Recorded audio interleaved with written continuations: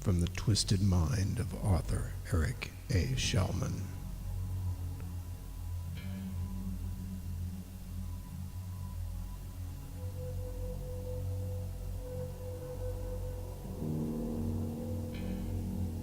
Comes an intense new book series.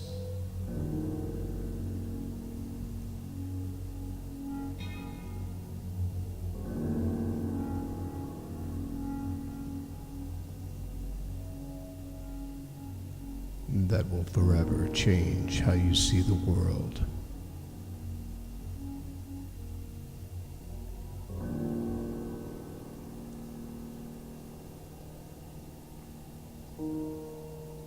Dead Hunger.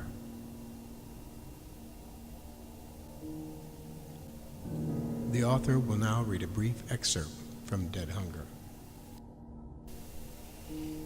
I moved slowly along the side of the house, looking in the windows as I moved along the wall. All the other rooms had been empty of people, aside from the front rooms that were stacked with people. But now, peering low through the window of the back bedroom, I saw something my mind wouldn't comprehend. I didn't want to be seeing it at all. The 9 zombies that Jim had originally seen were all here, apparently, and they were feeding. Each was face deep in a human carcass except for one. It was no carcass. This human being was alive, and as I stood at the window, the victim's face turned in my direction. His eyes pleaded, his teeth clenched. His brain was intact, for now. The creature was tearing at the fleshy part of the man's left calf, ripping long tendrils of arteries and chunks of fat out at each pull of the jaw. Like a nature video of lions or hyenas feeding, only horrifically different. I dropped down onto the ground, my heart pounding, my breath stutter-stepping in and out of my lungs. Fuck. I couldn't shoot or I'd get all their attention. I crouched and ran back to the front of the house. Jim had gotten another 6 people out, and some of the men who had been atop the pile were now helping her get the others rousted from their terrified slumber. Another 15 people were stirring.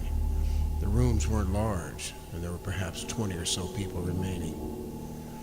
11 would not be moving at all. They were already dead. Heart attacks, strokes, whatever. Their fear was over. Damn, Jim. Good. Unbelievable. She was exhausted. What did you find? I found the 9 you saw earlier. The back room is the feeding room, clearly. Feeding room? What the fuck? I don't know. All I know is that 9 of them are there and they're eating. One guy is still alive, but I couldn't put him out of his misery. Let's get the rest of the ones that are going to make it out of here. We worked for another 15 minutes. None of the creatures in the back of the house were apparently willing to leave their meals to investigate. Did you leave Hemp a radio? Jim asked. I couldn't. You had the other package in the Suburban. Shit. Okay. I just don't want him coming here now. I hope you trust us enough to take care of ourselves. I nodded. Nothing we can do, but yeah, I hope so too. He's got enough to occupy him there, and he's armed, so I think he'll be okay, just in case there's some more abnormals we didn't find. That garage was a mess. The crowd of near victims we'd freed were making their way toward the convenience store at a speed I would have liked to triple down on, and they'd picked up the first woman we pulled out. Before they took off, I'd gone to the Suburban, checked on Taylor, and pulled 2 AK-47s we'd acquisitioned from the Tallahassee evidence locker and given them to 2 of the more qualified survivors.